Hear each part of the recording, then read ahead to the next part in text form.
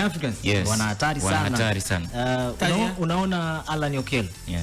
Wakati watu wanahesabu huku performance ya Clatous Chama na hesabu hizo man of the match zake, na Young Africans nayo wanahesabu kutoka kwa Alan Okello. Anafunga sana na ni moja kati ya wachezaji ambao hivi wapo kwenye kiwango bora sana. Yaani wakati unaitathmini Young Africans, lakini embo mweke Alan Okello kwenye kijiji chake. Yani mtenge.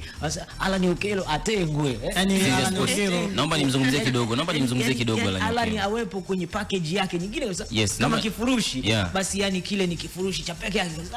Naomba nimzungumzie kidogo, lakini hii si kwa mapenzi. Alan Okello ni ukisema kwenye ile level ya kidunia, Alan Okello style of play yake inafanana vizuri na mtu kama Michael Olise, inafanana vizuri na mtu kama Lamine Yamal akitokea kwenye ile eneo kama namba 10.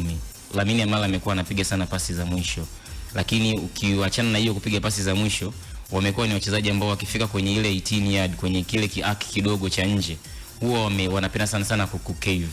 Niliona goli moja lilifunga juzi hapo kwenye uwanja wa KMC, alipewa pasi wakati analipa mgongo kwenye blind spot ya goli la timu pinzani, akaunodi ule mpira kutengeneza 180 degrees, si ndio? Wakati anageuka akapiga first touch moja tu kuelekea mbele ili kujipa ile balance, alafu akashoot. Yale magoli guys ni magoli internationally, na sio goli hilo tu, yani nimeona tayari magoli mawili aliyoyafunga kwenye mchezo uliopita ni world class. Yani ile ni world class, ile uwezi kuiona inatokea kwenye ligi kama za kwetu huku, ile ni world class. That's why na nikitoa reference namfanyisha kama na Olise, watu wasije wakanikoti vibaya. Yani nazungumzia ile playing style na aina ya magoli anayofunga. Lamine Yamal amekuwa anafunga. We all know kuna mchezo mmoja wa Madrid last season, Madrid anakufa chuma 4 pale kwenye uwanja wao pale Santiago Bernabeu. Lamine Yamal aliupiga mpira kwa mguu wa kulia, lakini ule mpira ulionekana kama kwenye weak foot yake, ila aliupiga ikawa kama shoot hivi kumshinda Courtois.